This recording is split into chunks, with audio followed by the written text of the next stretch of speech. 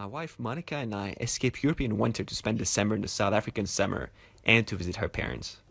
We are in Johannesburg, the most populated city in the country with over 750,000 people and more than 4.5 million on the outskirts. When traveling around the city, you can see the difference between rich and poor areas, from one township to luxurious mall through an animated and trendy city market. South Africa is geographically isolated from the rest of the world, and as a result, Magic players are facing a number of challenges: the price of cards and a lack of opportunities to play on the big scene, just to name a few. I was invited by Keraan Chetty, a Magic player from Johannesburg, for a Thursday night Drapht at Grand Life Cafe in the Mall of Africa. The restaurant is owned by a Magic player and regularly hosts this kind of events. So my name's Keraan Chetty, Magic player from South Africa. Been playing since 2000, I guess.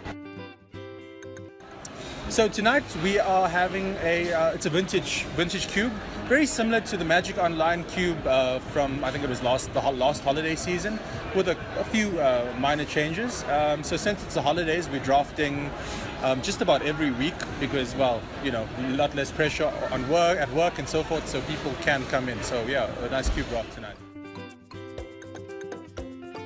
Hi guys, my name is Richard. Been playing Magic for about 14 years.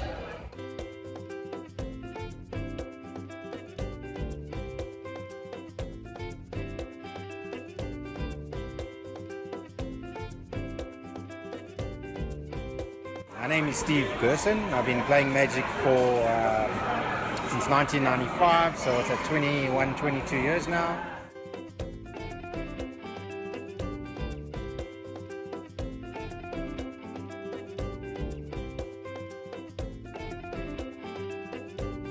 I'm Jason Ward. I've been playing Magic for on and off many years. I played casually when I was in high school, university, but I started taking the game very seriously about 4 years ago. When I picked it up after I started working, and yeah, since then I can't stop. I love the game so much. I play every single week.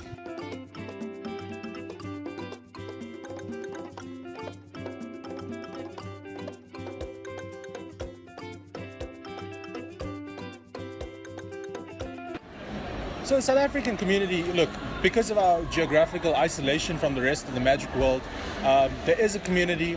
It's widely spread. South Africa, in terms of landmass, is fairly large. So it's spread across the three major cities in South Africa, being Johannesburg and Pretoria, I guess, as one, and then Cape Town and Durban. So there's plenty of little stores all over the country. We've got a very vibrant community. Everybody cooperates quite nicely. They help each other out. When we need to travel for events, people are very willing to put each other up and share travel and that sort of thing. Down here in the middle, the bottom end of Africa, South Africa, we're far from everything. So the closest is Europe. That's an 8 to 10 hour flight. With our rand not being the most favorable with other currencies, it's very expensive for South Africans. So it does make it a lot more difficult for us to get that international experience. So we have a problem with card availability in South Africa. There's multiple online stores, but in terms of singles, it's quite difficult to find an entire deck. You know, you have to look across websites. If there's a chase rare, for example, in the set, so let's say Grim Player. If you want a set of Grim Player, it's really difficult to just go and say I want 4 of a card. So, you know, for example, the World Magic Cup qualifiers this year, I wasn't playing standard. I needed a deck, and I literally could not go to a store in South Africa and buy a deck and say, give me this blue, whatever deck it was at the time. So that's one of the unique things that we have here, and it's partly due to the exchange rate. Our exchange rate in South Africa is a little volatile at times, you know, so in the since 2007, against the dollar, we've sort of, went up 100%, where it was 7 to 1 for a dollar to rand. Now it's 14 to 1. So that impacts card prices without inflation at all. So those are some of the things that sort of hinder availability in South Africa, which I guess it's quite ironic. The rest of the world doesn't have those problems here. The cost of decks in South Africa is quite prohibitive. The cost of singles, a very high exchange rate.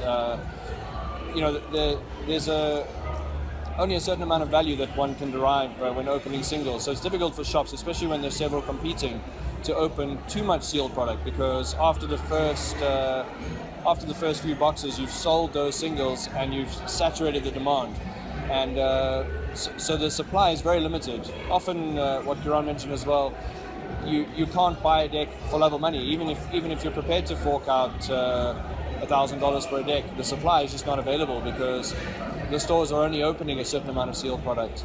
We used to send at least one player overseas to play on the Pro Tour every year, and that gave us a little bit of a chance to represent and give more players a taste for bigger, more competitive events, and come back and share those skills and that learning with the player base and help us to improve.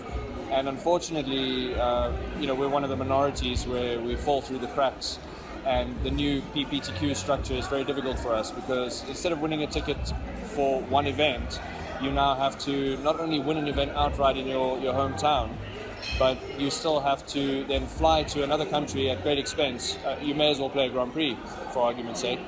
And then you still need to come top 8 to get a spot on the Pro Tour. The best avenue for us is actually to play Megic online and use that to qualify for an RPTQ online via a local PPTQ. And even those are difficult to sanction because you need a level 2 judge, and we've only got a few high-level judges in the country. The World Magic Cup is very important to South African players, and the reason would be we sort of, as a community, feel like we need to put ourselves on the map, especially for Wizards of the Coast, especially now that the PDQ system has changed to the PPDQs, and the only way for players to enter onto the Pro Tour would be to travel overseas outside of our continent to play in Grand Prix, and the World Magic Cup doing well, getting enough pro points to enter the Pro Tour or Magic Online, which is all very difficult and very costly. So we feel that if we could maybe put ourselves on the map, maybe we could be like, hey, South Africa actually has a chance. We actually matter. Maybe we can actually compete at the Pro Tour.